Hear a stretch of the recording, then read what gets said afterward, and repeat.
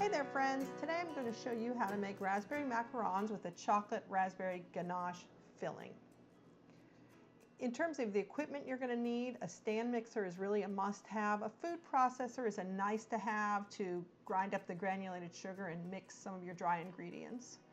A scale, a sifter, your bowls, piping bag, and tips are must-haves, while the macaron silicone mat is a nice-to-have.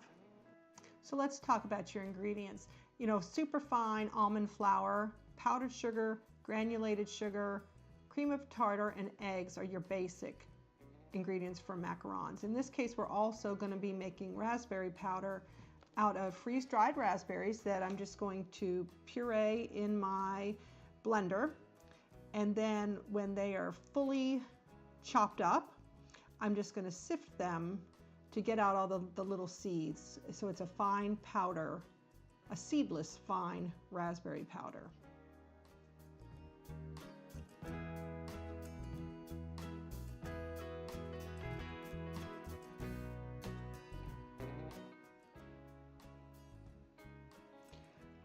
Then let's go back to our regular macaron ingredients. You've got your granulated sugar, which in this case I'm just going to process in my food processor to make it really fine. You could buy caster sugar, but you can also just grind up granulated sugar to make it a finer powder. And then you're going to weigh out 200 grams of that finely ground granulated sugar. Reset your scale and add 300 grams of ground almond flour. I keep my almond flour in the refrigerator normally, so make sure to bring it to room temperature.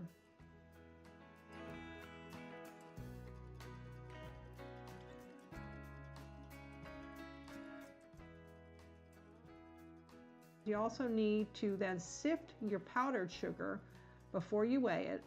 So we're going to sift that and then weigh out another 300 grams of that powdered sugar.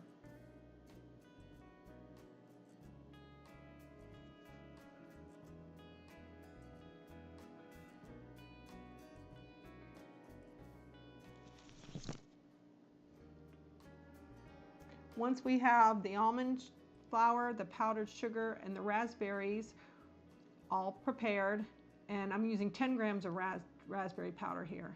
I'm just going to process them then quickly in my food processor to mix them well. Do not overmix. You don't want to really process that almond flour so it gets sticky. I'm just mixing them well. Now let's separate and measure out the eggs. We're going to set aside that almond flour mixture, and you need a total of 110 grams of egg whites, which typically is about 4 large eggs or 3 extra large eggs. But you do have to weigh that out.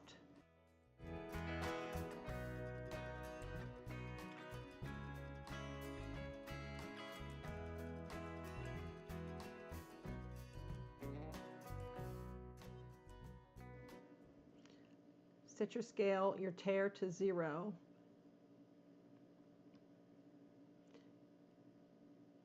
And measure out 110 grams.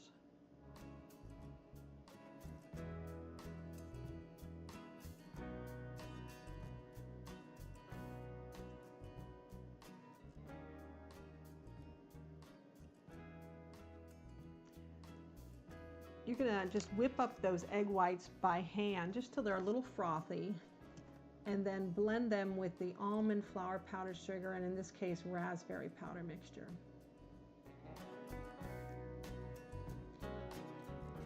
As in the case with everything, you don't want to overmix, but you do want to fully incorporate the dry ingredients with the egg whites. And once you've got that fully incorporated and you've made that paste, just go ahead and set that aside. And we're going to go on to the meringue. Once again, you're going to weigh out another 110 grams of egg whites. And put those into your stand mixer and just process those real quickly just till they're good and bubbly. Once they're good and bubbly, add your granulated sugar that you made even finer. And it's best to do this without the beaters going, just word to the wise. and also a pinch of cream of tartar.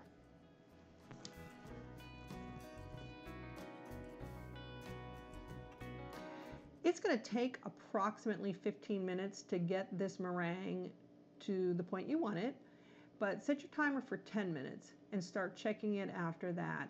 And you're looking to have peaks that stand straight up when you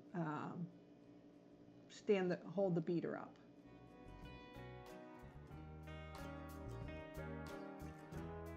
So I went ahead and added my rose food coloring.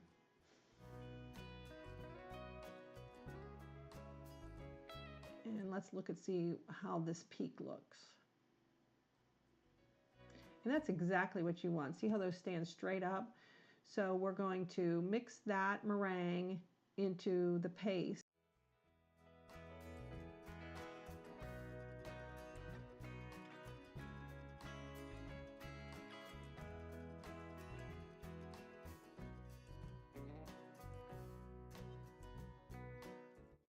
The process I use to fold in my meringue with the paste is, I kind of swoop around the sides and then push down the middle gently. You want you have little air bubbles all in that meringue that you need to keep intact. So just think every time you're mushing them down, you're breaking air bubbles. So just be as gentle as possible, but it's still, you have to combine the mixture.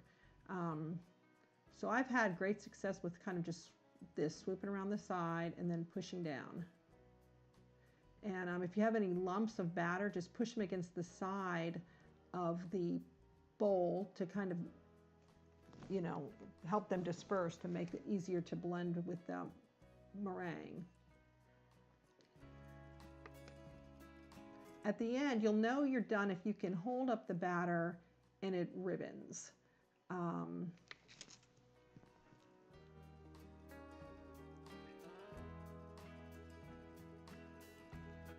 Like this. I'm just going to kind of hold it and fold back and forth, and you see I'm getting like flat ribbons.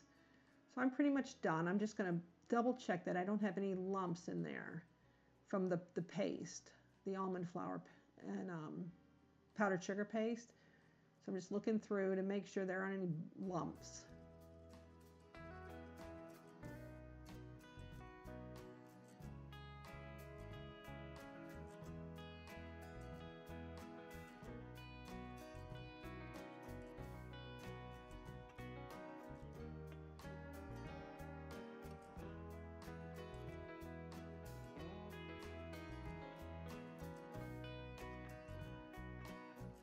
And there's my ribbon.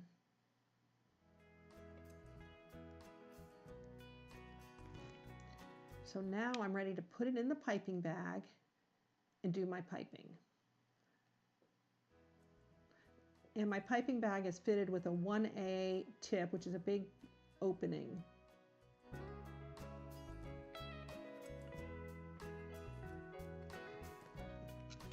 And everybody has their own, personal way of getting equal pressure. For me, I have found that if I kind of apply equal pressure and pump up and down 3 or 4 times,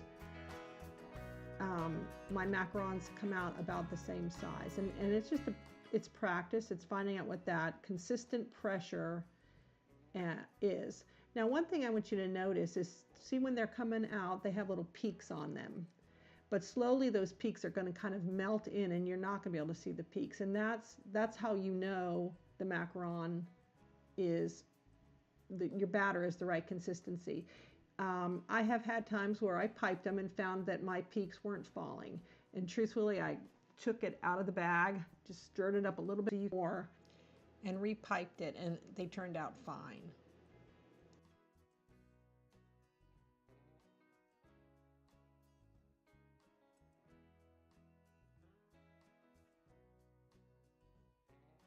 So see the ones in the back there, those are the most recently piped after I turn it around. The ones up front that I piped first are very flat with none of the little, for lack of a better word, little nipples on the top. Then this is imperative. You do want to pick your tray up and drop it several times. That forces all the air bubbles up and helps them flatten out. You're going to let your macarons sit for about 30 to 45 minutes. This rest is important because it lets the macaron form a harder shell on the top. Thereby, when you're baking them and the air has to release, it has to release from the bottom, which is how you get the little feet. So it's really important that you let them rest. Before you let them rest and dry out, if you do want to put sprinkles on, or that now's the time to do it, right after you're done piping them while they're still damp. Once your macarons are made and baking or cooling, you can go ahead and make your ganache. And the ganache is just a combination of heavy cream with seedless raspberry jelly that I'm just heating up, melting the jelly and warming the entire liquid, then adding pieces of broken, in this case, bittersweet chocolate too. You know, and I also added a little bit of the leftover raspberry powder to it to give it a little more raspberry punch. Once the ganache is cooled down, just put it in your piping bag and pipe your macarons. You'll find, I find anyway, that no matter how hard I try, I do get different size macarons, so I always just line up ones of similar size, fill them, and make my little macaron treats. Thanks so much for stopping by. I hope this was helpful to you. If you want to get the full printable recipe and my 14 tips that work for me for this foolproof recipe, pop over to the blog. You can do that by clicking on the I in the upper right-hand corner. And if you'd like to see more videos from Nourish and Nestle, click the little nest in the bottom right-hand corner. Have a great day. Thanks.